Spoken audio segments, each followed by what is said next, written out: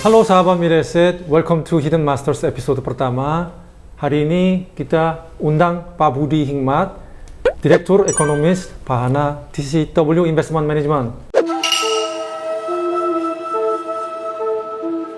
Selamat siang Pak Budi. Selamat siang, halo semua sahabat Mirai Asset, senang sekali bertemu dengan teman-teman sekalian. Kalau kita lihat karirnya Bapak, sudah 23 tahun di Bahana aja ya Pak ya? Di Bahana Group ya. Wah, luar biasa, 23 tahun, Ya. kok bisa 1% terus gitu? Saya menyenangkan ya, pertama saya di Bahana Securities, Ya. ya itu sell side, kemudian sekarang Sell side. dulu ya, 7 tahun saya di sana. 7 tahun ya. di Kemudian Sekuritas. saya sekarang sejak 2004, saya di Bahana Asset Management, Ya, dulu sebagai Direktur Investasi, Ya, Direktur Riset, Hubungan Investor, dan terakhir saya Investment Strategist. Berarti Bapak kan udah berpengalaman di dunia Ya, investasi. melalui berbagai krisis ya, levelnya internasional, global, Ya. domestik, bahkan juga pernah Ah. 2005 itu krisis pasar 2005. obligasi ya. Obligasi, Iya. ya. Gitu, jadi banyak pengalaman. Oh, Nah, baik. Jadi pengalaman itu kami boleh minta diberikan satu kata Iya. kepada anak milenial yang Iya. kaum muda yang baru mulai berinvestasi. Iya, Apa itu Pak? Satu kata, one word. satu kata, berinvestasilah. Berinvestasi. Kalau Oke. satu kata karena Ya, kenapa? Karena Iya, gitu. investasi itu ada arti yang apa? Sudah Yes. lengkap gitu ya. Saya menilai investasi itu seperti dua kata, menanam keberuntungan. Menanam itu prosesnya, keberuntungan itu hasilnya. Nah, keberuntungan itu adalah peningkatan daya beli sepanjang waktu. Peningkatan daya beli sepanjang waktu. Jadi kita punya purchasing power yang kuat, Purchasing power, ya. dan ini nanti dimanfaatkan ketika kita nggak kerja, pensiun misalnya. Pensiun, ya. Jadi setiap orang punya dua masa, tabur, tuai. Tabur tuai. Invest, harvest, Harvest gitu. ya. Ya. Nanti uangnya dia menghasilkan uang sendiri. Iya, kan? ini kan dari Korea, ingat filmnya The Parasite. Itu Parasite. ada tiga keluarga, Parasite. ya. Ada tiga keluarga, satu keluarga Park yang kaya, Ya, kedua kayak keluarga yang tuan, Kim, ya, yang yang berempat miskin, itu, yang miskin tapi pintar menipu. Nah, tapi ada satu lagi, keluarga Moon Guang. Oh, yang di Nah, yang di bunker. Nah, Moon Guang itu dia bilang, we don't have home, nggak punya aset, berarti we don't have income, nggak punya gaji, pendapatan, only debt. Nah, Hanya hutang hanya aja. hutang. Nah, tapi kita nanti, kita punya aset, punya income, Ya. tidak punya hutang. Ah, ini. Cita-citanya dia. Jadi, cita-citanya. Iya. Jadi jangan sampai punya hutang nanti kristal huta barat. Apa Krisis itu, Pak? total hutang tambah berat. Nah, Oh, tambah berat Mas karena jangan, iya, jangan. hutang. Jadi Terus kita itu. harus mencegah ya. Ketika saya masuk di Bahana, mengapa Bahana mau hire ekonomis? Karena kami pengen tahu mengapa krisis. Oh, krisis Iya. itu 97. Krisis ekonomi 97. Saya belajar krisis. Iya, ya. Saya belajar bahaya dari krisis. Saya belajar kapan krisis terjadi dan yang penting itu bagaimana mencegahnya. Nah, ini ada pengalaman spiritual 17 tahun yang lalu. Saya terapkan, saya sosialisasikan, Iya. tidak cuma di Bahana. Iya. Saya mengembangkan komunitas Nabi Yusuf namanya. Nah, tapi saran Nabi Yusuf itu ada 3 nanti, itu yang saya kerjakan, saya amalkan lah ya. Habis itu saya ajak diskusi ke teman-teman, dan banyak yang suka, dan saya practice what I preach dulu. Ada 3 ya, saya bacakan dulu. 3 hal. 1, hendaklah kalian bercocok tanam selama 7 tahun secara berkelanjutan. Ini saran pertama. Saran kedua, maka apa yang kalian panen tetap pada tangkainya. Saran ketiga itu kecuali sedikit untuk kalian makan. Kalau kita renungkan dalam dunia investasi, ini growth, Pertumbuhan. Nah, Iya, growth iya. itu paling bagus dengan talenta diri kita, kapasitas kita, dengan properti, dan dengan saham. Ya, investasi Saham ya. itu kan turun naik seperti iman, tapi trennya positif, bagus gitu. Iya, kalau bertumbuh ya. Kemudian saran kedua itu proteksi.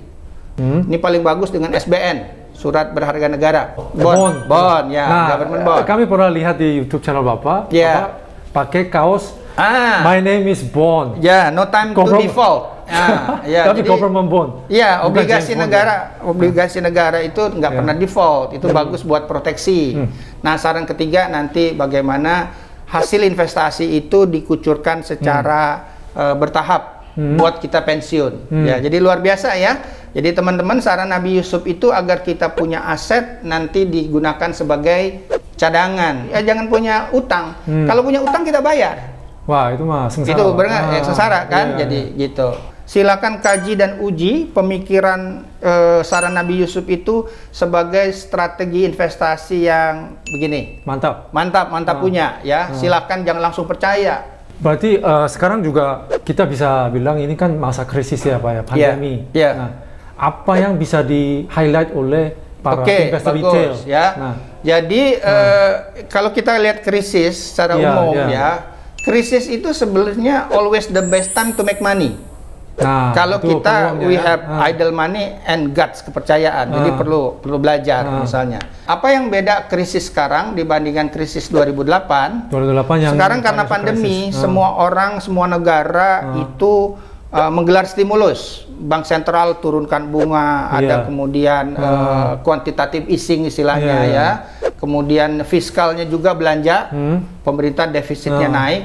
Dan itu meningkatkan Likuiditas. daya beli, Daya liquidity. beli. Berarti kan yang beda sekarang dibandingkan 2008 itu suku bunga turun dan akan turun Bank Indonesia. Jadi jangan menabung di bank itu kurang bagus. Kita harus pindah ke Suku aset bunganya, lain ya, apakah ke SBN yang ya atau bond, ke obligasi. betul ke saham, Saham. ya. Jadi udah ada tanda-tandanya. Di Indonesia itu ada namanya statistik M1, M1 yaitu Oh, uang itu yang, kartal, uang giral ya. Nah, tinggal masalahnya sekarang keadaannya apakah membaik tidak. Itu ada dua. Satu, apakah pandemi bisa diatasi? Nah, itu kan tergantung vaksinnya Pak. Ya, vaksin kan sudah ada. Malah sekarang kan sudah ada yang tes dan menyampaikan efektivitas. Itu ternyata datang lebih cepat dari yang diduga. Oh gitu ya, Itu seharusnya, ya. sebelum Kedua adalah bagaimana di Amerika sendiri. Politik kan sekarang sudah mulai clear ya. Jadi ada Biden menang misalnya ya. Joe Biden. Joe Biden menang dan itu dampaknya cenderung lebih bagus bagi negara berkembang. Gitu. Jadi bisa saya jelaskan kemenangan Biden ini adalah Amerika ya selama zaman Trump mereka itu stimulusnya besar sekali, ekonominya kencang. Jadi investor di Amerika malas mereka untuk berinvestasi di negara berkembang. Jadi investasi saja di domestiknya ya. Jadi makanya yang bursa di negara berkembang itu underperform. Nah, dan banyak sekali stimulus pajak misalnya itu yang menyebabkan emitennya di Amerika jadi lebih kaya, bahkan mereka buyback. Nah, Biden ini akan mengubah struktur pajak dan juga akan lebih banyak investasi di infrastruktur sehingga dalam tanda petik ya bursa Amerika itu kurang menarik. Ditambah valuasinya tinggi sehingga mereka akan yang namanya geser ke negara berkembang. Itu sebabnya kita lihat pertama investor asing sudah masuk dulu di local currency SBN, government bond, udah masuk dan ketika bond yield-nya SBN kita udah turun, baru mereka masuk di saham dan ini baru permulaan. Jadi kenapa timely sekali ya. Jadi diskusi kita seperti sekarang ini untuk bersiap-siap tahu bagaimana yang namanya perubahan selama pandemi ini ya dengan responnya ya sebetulnya ke depan ya dan berbagai proyeksi misalnya ekonomi Indonesia bisa turun bisa naik ya tahun depan itu 5,5%. Nah, tahun ini minus 2%. Ya, itu wajar Pak. Ya wajar, tapi habis itu naik itu suatu hal yang luar biasa dan harus diantisipasi. Antisipasi. Jadi investasi itu masalahnya adalah antisipasi. Jadi bukan kalau prediksi ya, bukan prediksi. Bukan. Jadi kita harus antisipasi. antisipasi kalau suku bunga rendah kita harus berinvestasi. Kesimpulannya investasi. Iya. Nah, kalau jangka panjang Pak ya. Oke. Nah, investasi yang paling sehat menurut Pak Budi gimana? Oke. Ini kan banyak macam-macam. Sekarang kalau untuk diri ya kapasitas kita itu talenta. Talenta itu ada 4E namanya Pak. Ada lagi 4. Ada. Jadi if you can do something excellent, easy, earn, menghasilkan, ya. dan enjoy. Ya. Foya-foya. Bukan, enjoy itu happy ya. Tapi kalau excellent, easy, enjoy, tidak earn, itu namanya hobi. Hobi ya. Hobi habis mahal. uangnya. Tapi kalau excellent, easy, earn, nggak enjoy, itu namanya kompetensi. Kompetensi. Jadi kalau kita bagaimana mengerjakan banyak hal, mau music, mau investasi, mau banyak hal, sport, ya, kalau 4E terpenuhi, itu kita punya kompetensi. Nah, kalau investasi berbasis pasar modal seperti saham, banyak orang bilang saham itu investasi jangka panjang. Itu kalimat yang kurang sempurna. Kurang sempurna kenapa? Karena market itu bergerak naik turun, ya, bergejolak, bergejolak, ya. Jadi jangan baperan. Perlu ada acuan untuk cuan. Acuan untuk cuan. Jadi acuan untuk cuan itu berapa sih? Ini udah kalau naik jangan baperan. Kita baperan bawa perasaan. Bawa perasaan itu. Jadi kalau orang bawa perasaan itu biasanya kurang objektif. Ada emosinya. Ada emosinya, ya. Jadi saham itu nanti ada aturan untuk cuan ya di YouTube saya jelaskan juga. Kalau misalnya sudah meningkat misalnya 30% seperti nanam pohon. Nanam ya, ada buahnya jangan dibiarin busuk. Harus dipetik ya. Dari buah bisa buat beli pohon. Itu. Berarti trading, lebih ke trading. Bukan trading, rebalancing. Rebalancing namanya. Rebalancing. Misalnya saya udah cukup untung ya. Dan saya kan punya anak harus bayar bulanan kan. Saya kasih tahu, papa ambil untung di saham. Gitu. Ini buat kalian cost of living misalnya 3 bulan ke depan. 3 bulan. Atau dari untung saham saya bisa beli buat bayar cicilan apartemen, cicilan aset misalnya. Itu saya kerjakan, ya. Ingat 2008 yang boleh dibilang trauma karena mereka beli waktu harganya tinggi sekali. Pasar modal Indonesia itu overvalued saat itu. Nah, makanya nanti valuasi, ya. Suatu saat kita akan jelaskan pricing the value, not valuing the price. Bisa diceritakan sedikit pengalaman pribadi untuk investasi yang seru gitu? Yang seru itu 2008 waktu global financial crisis. Lehman Brothers itu collapse gitu ya? Ya, jadi itu juga IHSG itu turun 1 bulan itu 35%. IHSG turun 35%, anjlok lah, bukan turun, anjlok namanya ya. Dan saya waktu itu banyak pencerahan. Ya, karena juga investasi itu kan harus berani taking risk. Setelah saya juga pahami, saya ingat sekali saya tuh punya 20 juta uang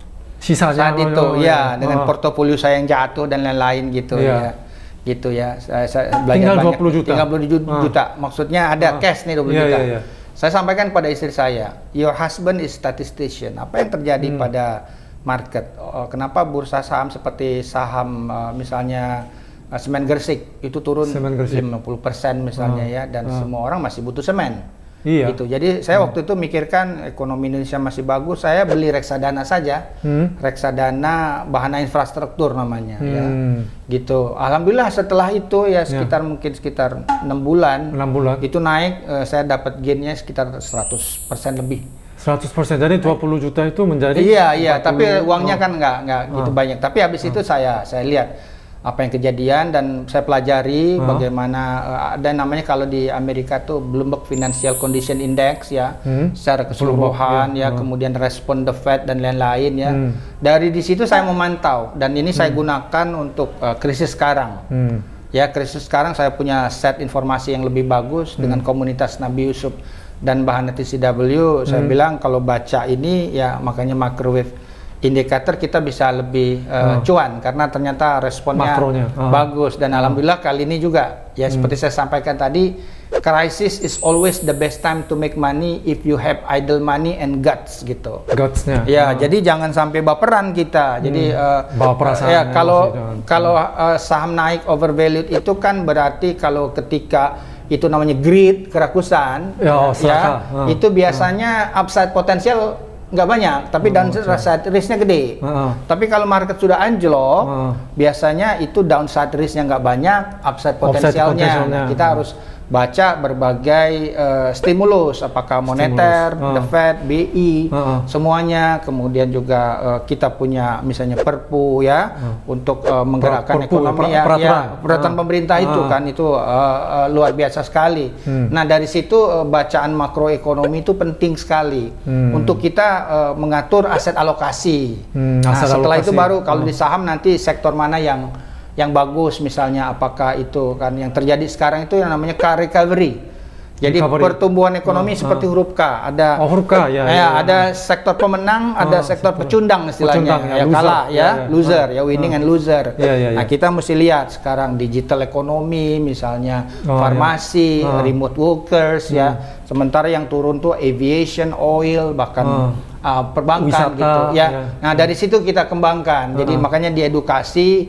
Apalagi kan tadi kita sampaikan kalau pengelolaan COVID ini jauh lebih baik, Indonesia kredibel gitu ya, asing akan kembali masuk ke Indonesia. Kalau misalnya asing masuk terus-menerus di pasar modal Indonesia, mungkin pasar modal Indonesia apa yang harus diperbaiki menurut Pak Budi? Oh banyak, kita boleh dibilang kita punya market cap tuh kecil, kita harus mendorong lebih banyak IPO ya, dan masyarakatnya juga ada, jadi semua produk juga harus siap ya, berbagai jenis produk, jadi kan investor itu beda-beda, beda usia, beda risk tolerance ya, kita harus punya, dan di Indonesia tuh pasar modalnya terus terang dengan sektor realnya kurang nyambung. Kurang nyambung maksudnya? Kurang nyambung tuh maksudnya sektor perbankan itu di IHSG itu mungkin sekitar 28%. Padahal dalam ekonomi itu hanya 8%.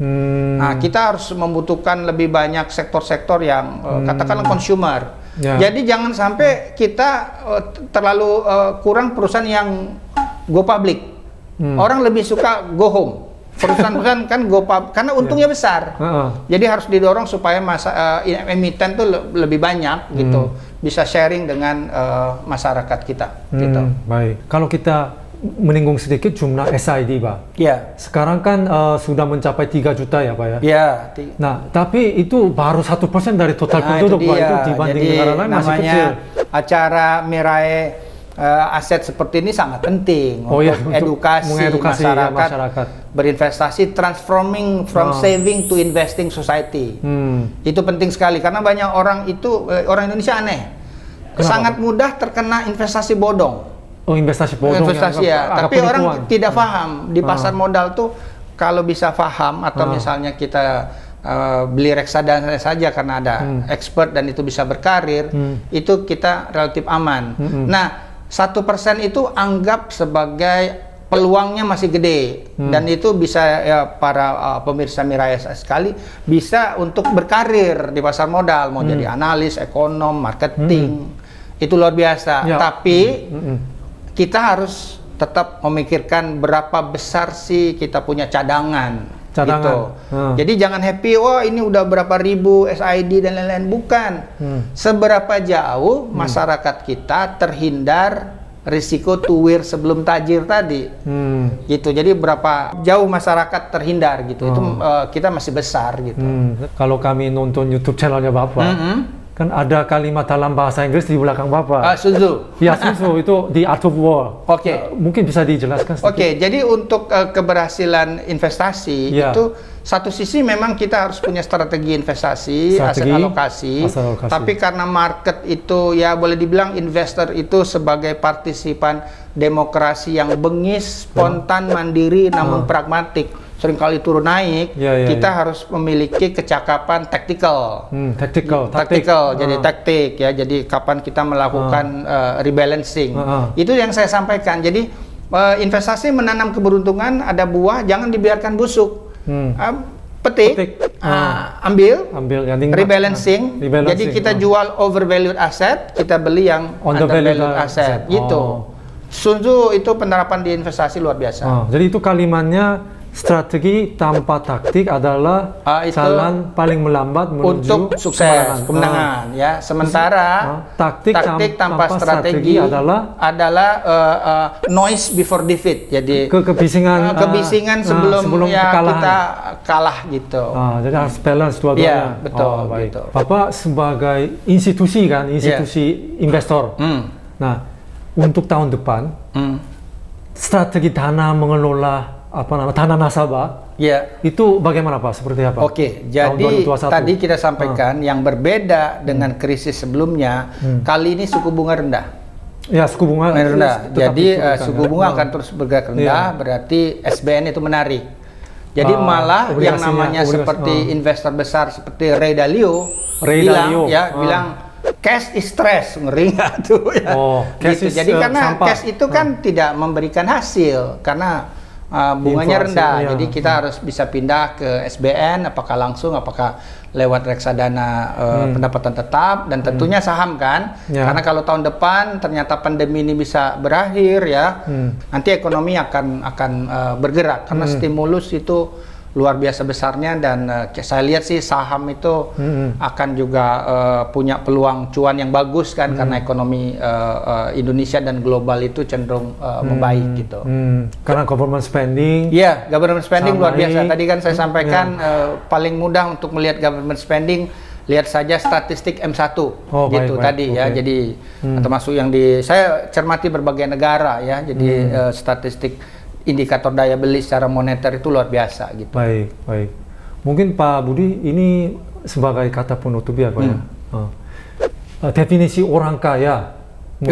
Menurut Pak Budi, versi Pak Budi seperti apa Pak? Oke, jadi saya akan tetap menggunakan boleh dibilang panduan saran Nabi Yusuf ya. Panduan sarana Nabi Yusuf. Saran Nabi Yusuf itu menurut saya luar biasa kalau dikaitkan dengan kaya. Karena pertama saya pernah miskin.